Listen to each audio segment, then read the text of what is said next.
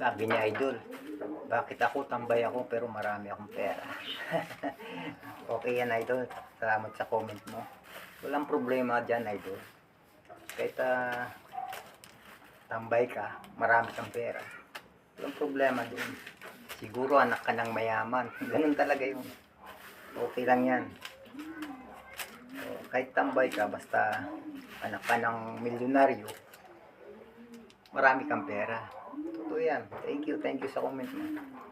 Basta negosyante yung mga magulang mo. Pero mali pa rin eh.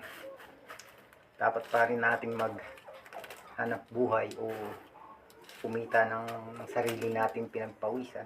Kahit mayaman na tayo. Kasi yung yaman, ano mo yung yaman kung mauubos din yan eh. Hanggat